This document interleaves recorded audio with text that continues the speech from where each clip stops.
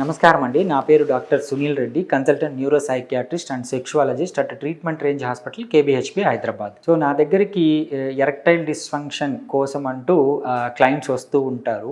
Basically ఈరోజు erectile డిస్ఫంక్షనే కాకుండా performance anxiety అంటాం. అంటే యాక్చువల్లీ అంగస్తంభన బాగానే ఉంటుంది, అంటే ఎరెక్టైల్ డిస్ఫంక్షన్ అంతగా కనిపించదు. బట్ ముందు సెక్షువల్ యాక్ట్ బాగుంటుంది, అంటే అతనికి అంగస్తంభన లోపాలు లేకుండా సెక్షువల్ యాక్ట్ కూడా చేస్తుంటాడు. సడన్గా ఏమవుతుందంటే ఈ ఆందోళన వల్ల అంగస్తంభన కాదు, దాన్ని యాంగ్జైటీ పర్ఫార్మెన్స్ అంటాము. సో దీంతో పాటు ఏంటంటే యాంగ్జైటీ పర్ఫార్మెన్స్తో పాటు కొద్దిగా ప్రిమెచ్యూర్ ఎజాక్యులేషన్ ఉంటుంది. అంటే అంగస్తంభన అవుతుంది, బట్ ఈ సెక్షువల్ ఇంటర్ కోర్స్కి వెళ్ళే ముందే ఇతనికి స్ఖలనం అయిపోతుంది, అంటే ఎజాక్యులేషన్ అయిపోతుంది. సో దీన్ని శీఘ్ర స్ఖలనం అంటాం. బేసికలీ ఈ పెళ్లిళ్ళ కాలంలో ఏమవుతుంది అంటే ఇతను బేసికలీ మ్యారేజ్ అనేది ఒక పెద్ద ఈవెంట్, లైఫ్ ఈవెంట్. దానికి ముందు ఇతను సెక్షువల్ యాక్ట్ చేసుకోవడం, అంటే అసలు నాకు సెక్షువల్ పర్ఫార్మెన్స్ సరిగా చేయగలనా లేనా అనే మీమాంసతో కానీ, ఆందోళనలో కానీ, అనుమానంతో కానీ వీళ్ళు సెక్షువల్ యాక్ట్ చేయాలనుకున్నప్పుడు అంగం స్తంభించదు.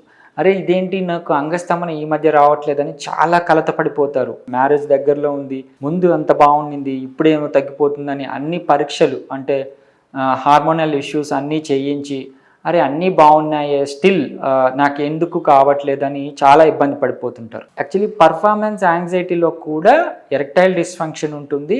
ఈ కొద్ది గొప్ప కాంపోనెంట్ ఈ ప్రిమెచ్యూర్ ఎజాక్యులేషన్ కూడా ఉంటుంది.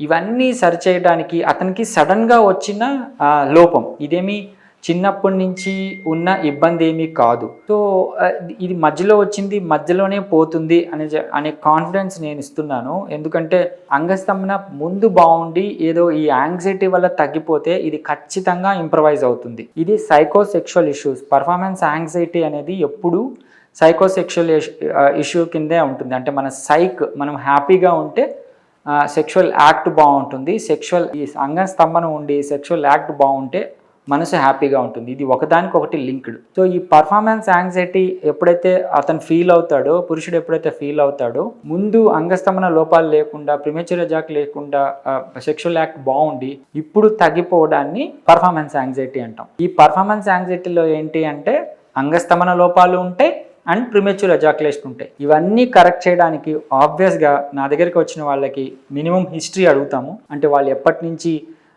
ఇది ఫీల్ అవుతున్నారు, దానికి గల కారణాలు ఏంటి, అవి కొన్ని తెలుసుకొనేసి వాళ్ళకి సింపుల్ బ్లడ్ టెస్ట్లు, అంటే హార్మోనల్ టెస్ట్లు, మినిమం మగతత్వానికి సంబంధించిన హార్మోన్స్ ఎలాగున్నాయని చూసుకొనేసి మనము ట్రీట్మెంట్ ఇవ్వడం అనేది జరుగుతుంది. ఈ ట్రీట్మెంట్లో వాళ్ళకి ఎటువంటి సైడ్ ఎఫెక్ట్స్ లేకుండా త్వరగా, అంటే ఆ రోజుకి ఆ రోజు చేయాల్సింది కాదు, ఎందుకంటే ఇతను లైఫ్ లాంగ్ ఇబ్బంది పడకుండా మనము ట్రీట్మెంట్ చేయాల్సి వస్తుంది ఒక యంగ్ పురుషునికి. సో ఎందుకంటే ఈ ఏదో టాబ్లెట్ వేసుకొని ఆ రోజుకి ఆ రోజే సెక్షువల్ యాక్ట్ కంప్లీట్ చేయటం కాదు, ఇది బేసికలీ అతను లైఫ్ లాంగ్ ఉండాల్సింది, అతని మీద ఎటువంటి ఇబ్బంది లేకుండా చేయాల్సిన ట్రీట్మెంట్, సైడ్ ఎఫెక్ట్స్ లేకుండా ఇవ్వాల్సిన ట్రీట్మెంట్. సో ఆ ట్రీట్మెంట్ ఏంటి అంటే షాక్ వేవ్ థెరపీ.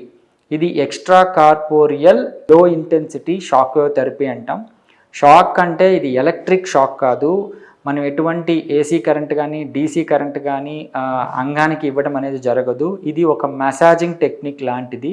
మీకు అర్థం అవ్వడానికి మసాజ్ అంటున్నాను కానీ ఇది మసాజ్ కాదు, యాక్చువల్లీ షాక్ వేవ్ థెరపీ అంటాము.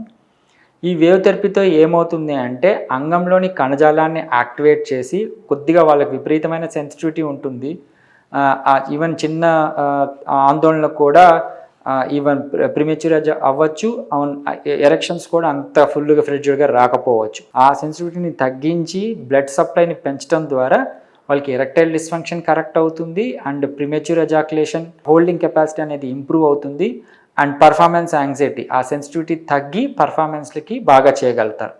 ఆ విధంగా ఇది షాక్ వేవ్ థెరపీ అతనికి ఉపయోగపడుతుంది. బట్ ఇది సెషన్స్ వైజ్ జరుగుతాయి. వెంటనే ఆ షాక్ వేవ్ ఇచ్చినప్పుడే అతనికి అంగస్తంభన రావటం, సెక్షువల్ యాక్ట్ చేయటం కాదు. చిన్నగా అతని అంగంలో రక్తనాళాల్లో మార్పులు వచ్చి నియోవాస్కులరైజేషన్ అనే పద్ధతి ద్వారా కొత్త రక్తనాళాలు ఏర్పడి చిన్నగా వాళ్ళకి ఈ సెక్షువల్ డిస్ఫంక్షన్ అనేది కరెక్ట్ అవుతుంది. అప్పుడు వీళ్ళ సెక్షువల్ యాక్ట్ని ఈజీగా కంప్లీట్ చేసుకుంటారు, అతను సాటిస్ఫై అవుతాడు, ఈవెన్ పార్ట్నర్ని సాటిస్ఫై చేయగల ఆదత్ అనేది వస్తుంది. సో దీన్ని యూస్ చేసుకోగలరు. Thank you.